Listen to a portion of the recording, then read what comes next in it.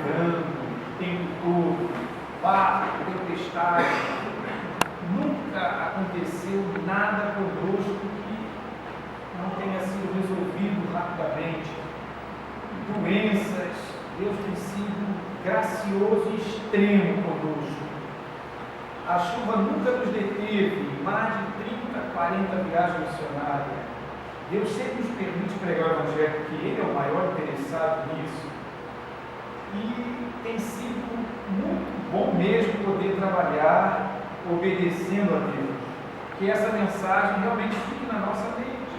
Enquanto for vivo, irei trabalhar. Na seara do meu bom Senhor, né? Não só para irmãos, que Deus ajude a sermos uma igreja assim. Então agora nós estamos fazendo viagem de um dia.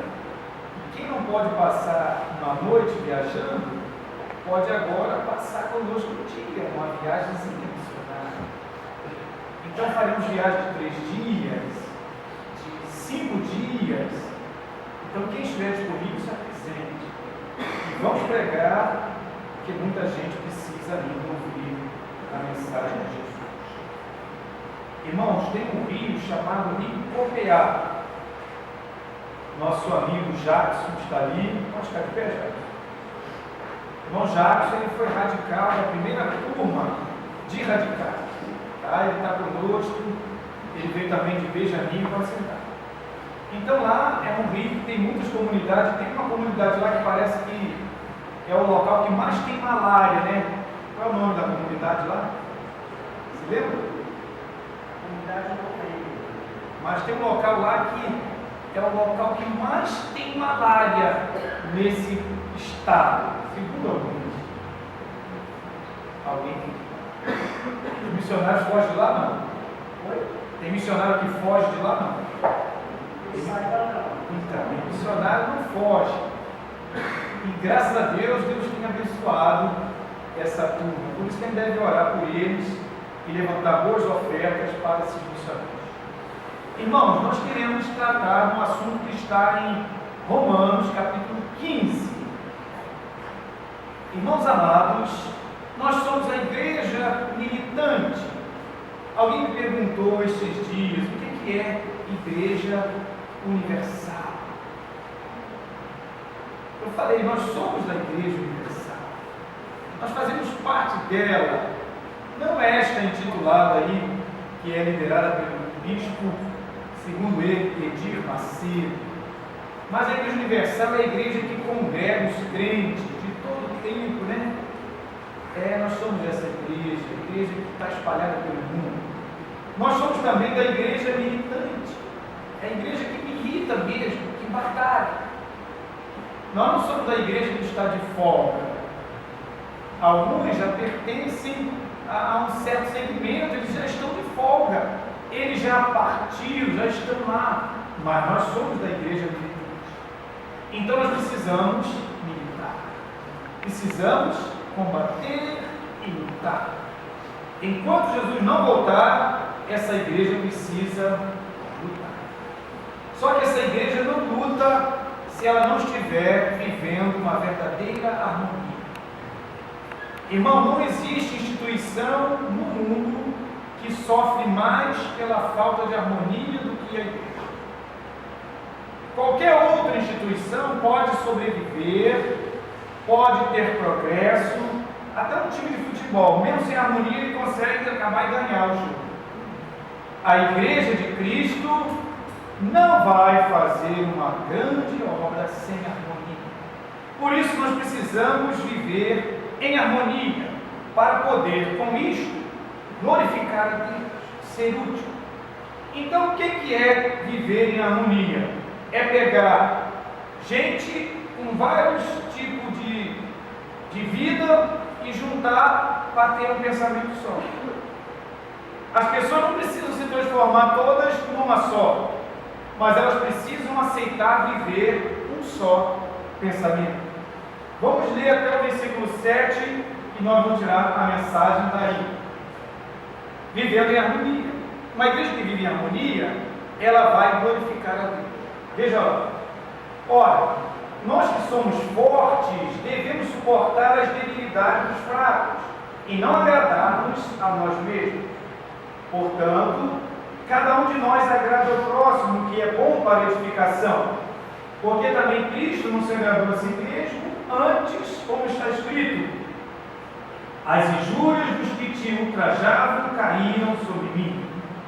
Pois tudo quanto outrora foi escrito, para o nosso ensino foi escrito, a fim de que, pela paciência e pela consolação das Escrituras, tenhamos esperança. Ora, o Deus da paciência e da consolação nos concede o mesmo sentir de uns para com os outros, segundo Cristo Jesus, para que concordemente e a uma voz glorifiqueis ao Deus e Pai de nosso Senhor Jesus Cristo. Portanto, acolhei-vos uns aos outros, como também Cristo nos acolheu para a glória de Deus. Vamos até esse versículo 7 que encerra esse primeiro parágrafo. Irmãos, o apóstolo Paulo, no capítulo anterior, ele começou assim: acolhei ao que é débil na fé. Então Paulo estava falando de alguém que tinha uma certa debilidade na sua fé. O assunto ali era sobre comer carne sacrificada a ídolos ou não. Aquele que já tinha uma fé forte, já estava ciente que o ídolo não é nada, aquela carne é de um boi, é de um touro, então se está vendo, não tem problema comer. Esse já era considerado forte. Mas aquele que ainda estava um pouquinho assim debilitado, ele achava que isso não era conveniente. O apóstolo Paulo ensinou o seguinte: um crente de tudo pode comer, né? O que não come, não julgue que come, porque Deus o acolheu, e fala para o débil comer legumes, né? Então, alguns com a mente bem esclarecida, ele não considera que aquilo seja uma coisa ruim. Mas aquele que não tem ainda a mente esclarecida, não coma, porque isso vai atrapalhar o seu progresso. Então Paulo estava lá militando mais ou menos essa questão. E se alguém comendo por causa da sua mente forte escandalizasse alguém, era preferível não comer. Então, mesmo se a pessoa tem uma mente esclarecida e forte, ela não precisa dar vazão a seus direitos. Ela pode abrir mão disso para viver em harmonia. Então vamos lá ao capítulo 15. Ele fala do débil, né? Ele fala que esse débil deve ser acolhido. Ele fala que o débil deveria comer apenas legumes para não ficar com a mente se acusando.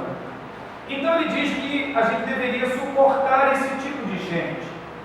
Esse suportar não é aquela coisa que alguém pensa em fazer, um pouquinho com raiva ou sem tolerância. É um suportar mesmo de trazer para o lado. É alguém que pega e traz para o seu lado. É alguém que carrega, alguém que dá apoio, né? Ele carrega nos seus próprios ombros. Então, para que a igreja possa viver em harmonia, aqueles que são um pouquinho diferentes dos outros têm que entender como vive o outro. Tem que ser sensível à vida do outro para poder viver em harmonia. Até mesmo uma pessoa que é um pouquinho dura de se suportar, esse texto diz para que a pessoa o suporte. É simples suportar uma pessoa dócil, é simples tolerar certas coisas e ser um suporte para ela. Mas se a pessoa for dura, for uma pedrinha na chuteira, mesmo assim, para que a igreja viva em harmonia e possa cumprir a sua missão, cada crente precisa abrir os seus olhos para isso e ser um suporte desse crente. Às vezes é um crente novo, às vezes é um crente já antigo, mas ele não é forte ainda. Ele é um pouquinho devagar. Ele às vezes não é muito, ele não é muito comprometido, ele ainda não conseguiu entender o tamanho do seu serviço. Então ele às vezes é um pouquinho devagar, ele é um pouquinho aquém do que se espera. Então nós precisamos entender que podemos suportar. Às vezes pessoas têm fraqueza na sua mente, nós precisamos entender e suportar. Irmãos, essa é a palavra de Deus. Nós devemos suportar aqueles que são mais fracos, aqueles que têm certa fragilidade, aqueles que erram mais facilmente. Precisamos, para que haja harmonia, acatá-los e ajudá-los. Irmãos, essa expressão fracos é alguém realmente sem força, é alguém incapaz. É possível existir no movimento pessoas que não buscam o crescimento, então eles vivem um pouquinho de incapacidade na sua vida. Nós estamos estudando uma belíssima revista chamada Maturidade Cristã, e muita gente não se aplica no estudo. Muita gente não acha importante estudá-la do início ao fim, as 13 lições, depois entrar na declaração de fé para ser maduro. Aí passa muito tempo ainda sem força, passa muito tempo ainda frágil, errando e impotente no trabalho de Deus, sem poder e fraco.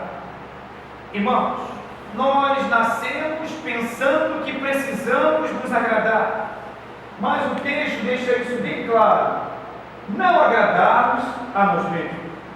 E ele, pelo menos por 3 vezes, tomou Jesus Cristo como o maior exemplo. Jesus Cristo foi exemplo, está lá no versículo 3. Ele não se agradou. Depois ele foi exemplo, lá com relação ao sentir. Todos devem ter o mesmo sentimento. E ele coloca Jesus como exemplo também, segundo Cristo Jesus.